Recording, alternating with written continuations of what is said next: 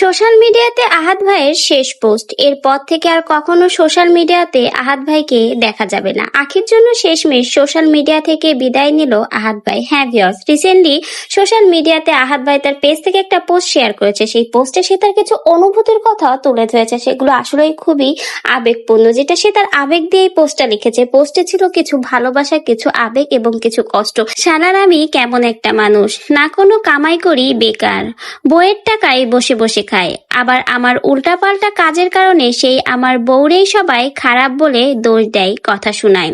এমন মাদারচোদ মানুষের সাথে সংসার করাটা আসলেই খুব ধৈর্যের ব্যাপার। অনেক হয়েছে, আর না, আমার জন্য আর কাউকে কোনো কথা শোনা লাগুক, আর আমাকে বসাই বসাই খাওয়ানো লাগুক, এইগুলো আর না।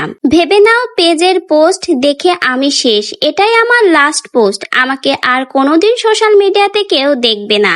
যারা অনেক দিন যাবত আমাকে সহ্য করেছো তাদের কাছে সরি বলে বিদায় নিচ্ছি। ভাবা যায় এটা ছিল সৈয়দ আব্দুল আহাদ থেকে আহাদ ভাইয়ের করা শেষ। বোঝাই যাচ্ছে আহাদ ভাই তার এই পোস্টটা অনেক বেশি কষ্ট পেয়েই করেছে। এখন কথা হলো, হঠাৎ করে কেন আহাদ ভাই এরকম একটা পোস্ট শেয়ার করলো? কি কারণে সে এত বেশি কষ্ট পেল? কোনো কারণে কি টাকা নিয়ে তিশা তাকে খোটা দিয়েছে যে সে বেকার ঘরে বসে বইয়ের ইনকাম খায়? না কোনোভাবে আখির ব্যবহারে সে কষ্ট পেয়েছে? বারবার আখিকে রিকোয়েস্ট করছে ফিরে আসার জন্য, আখি কোনো রিপ্লাই দিচ্ছে না, এজন্য কষ্ট পেয়েছে। কারণ কি? তা না হলে সে কেন সরাসরি বলে দিল সে আর সোশ্যাল মিডিয়ায় আসবে না, সোশ্যাল মিডিয়াতে কাজ করবে না। এমনকি সোশ্যাল মিডিয়া সে একেবারেই ছেড়ে দিচ্ছে, সবার কাছ থেকে বিদায় নিয়েছে। ভাবা যায় কতটা কষ্ট পেয়ে আবেগ নিয়ে এই পোস্টটা শেয়ার করেছে। ভাই, সকলেই বলছে এটা নাকি আহাদ আর তিশার মিলিত একটা নাটক, কোনোভাবে আখিকে ফিরিয়ে আনতে চায়, এজন্য নাকি এত নাটক করছে। কিছুদিন আগে যখন চতুর্থ বিয়ে করেছিল, চতুর্থ বিয়ের জন্য সে প্ল্যান করেছিল, তখনও নাকি এরকম বড়সড় একটা নাটক করেছিল। এখনো নাকি আবারও কোনোভাবে আখিকে ফিরিয়ে আনার জন্যই এই নাটকটা সাজিয়েছে। তো ভাই, আপনাদের কি মনে হয় এত আবেগ দিয়ে এত কষ্ট দিয়ে যে পোস্টটা লিখেছে আহাদ ভাই, সবকিছুই কি নাটক? তা কোনোভাবে আসলে সে অনেক বেশি কষ্ট পাচ্ছে।